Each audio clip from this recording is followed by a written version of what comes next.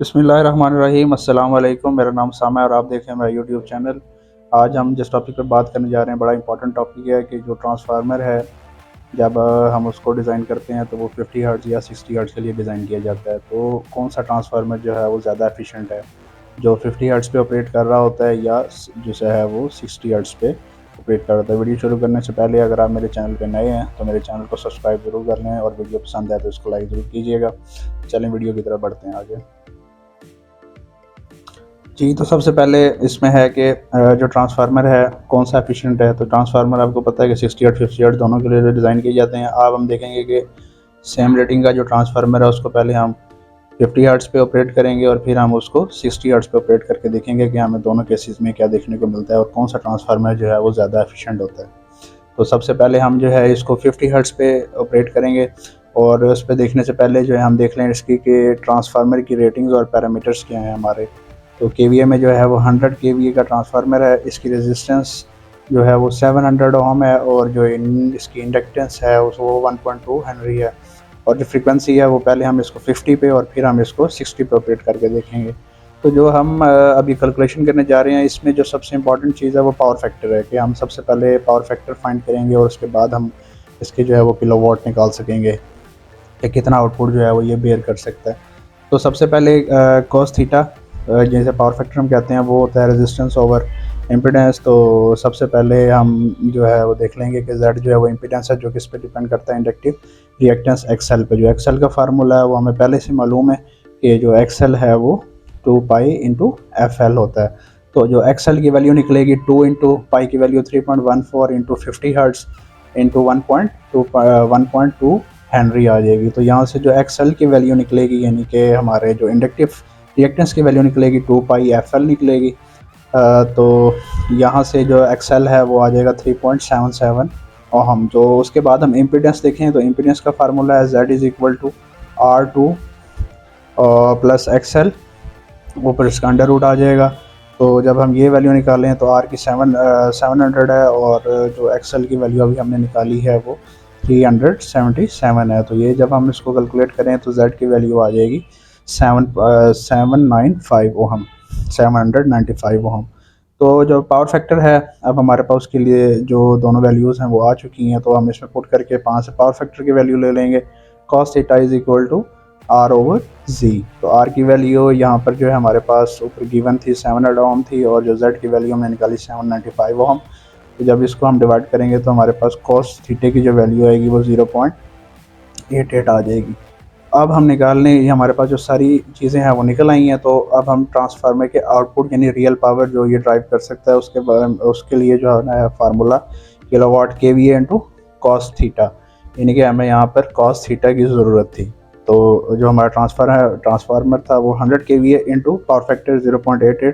तो यहाँ से जो किलोवाट की वैल्यू निकली वो 88,000 यानी कि 88 किलोवाट निकली। इसी तरह अब हम जो है सेम रेटिंग और सेम पैरामीटर्स पे इसको 60 हर्ट्ज़ पे ड्राइव करके देखेंगे। तो 60 हर्ट्ज़ पे जब हम इसको ड्राइव करेंगे सेम कैलकुलेशन उसी तरह जो इंडक्टिव रिएक्टेंस है एक्सएल 2 पाई एफ एल है। तो इसमें जब वैल्यूज़ पुट करेंगे विद फ्रीक्वेंसी जब इसमें सिर्फ चेंज होगी जो पिछली कैलकुलेशन में 50 हर्ट्ज़ थी तो इस कैलकुलेशन में हम उसको 60 हर्ट्ज़ रख के कैलकुलेट करेंगे। तो यहाँ पे जो हमारे पास एक्सएल की वैल्यू आएगी वो 452.4 ओम आएगी।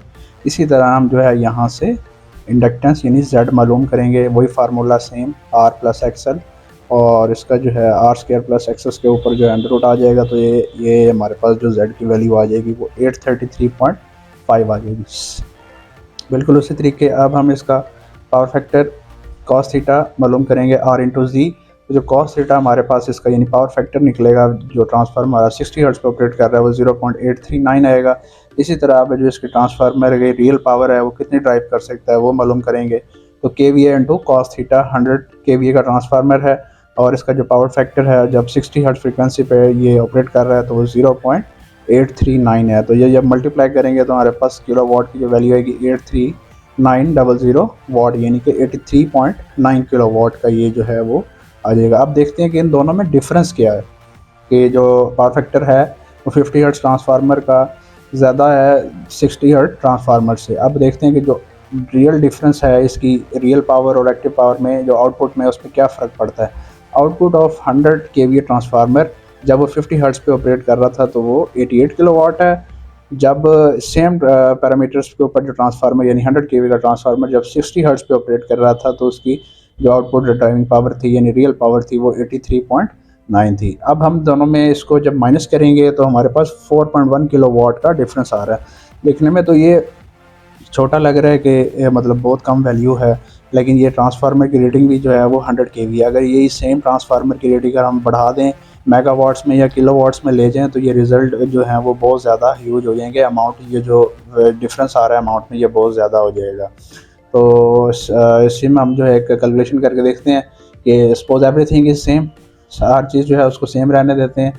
सिर्फ जो है हम ट्रांसफार्मर की रेटिंग बढ़ा देते हैं और पावर फैक्टर 50 हर्ट्ज़ के लिए 0.88 रहने देते हैं और कैलकुलेशन करके देखते हैं तो केवी इंटू पावर फैक्टर, केवीएफ जो ट्रांसफार्मर पहले हमने 100 केवी का यूज़ किया था अब उसको 500 का कर लेंगे तो जो हमारे पास किलोवाट आएंगे यानी कि जो इसकी रियल पावर आएगी, आउटपुट आएगा वो 440 किलोवाट आ जाएगा। इसी तरह जब हम उसको 60 हर्ट्ज़ पे ड्राइव करेंगे और ट्रांसफार्मर जो है वो 500 केवीए का होगा तो जब इसको मल्टीप्लाई करेंगे 0.839 जो कि 60 हर्ट्ज़ पे जब ट्रांसफार्मर ऑपरेट कर रहा था उसका पावर फैक्टर आया था तो ये हमारे पास आ जाएगा 419.5 किलोवाट। अगर हम इनमें डिफरेंस देखें तो 20 किलोवाट का डिफरेंस आ गया है। तो जब इसको माइनस किया 450 किलोवाट से 419.5 को तो हमारे पास जो आंसर आया 20 किलोवाट का डिफरेंस आ गया। तो अबव कैलकुलेशन ने शो किया कि जो 50 हर्ट्ज़ है ट्रांसफार्मर है वो ज़्यादा एफिशिएंट है, उसकी जो आउटपुट पावर है वो ज़्यादा है एज़ कम्पेयर टू 60 हर्ट्ज़, जबकि जो हमारे पास रेटिंग और जो पैरामीटर्स हैं ट्रांसफार्मर के वो सेम है।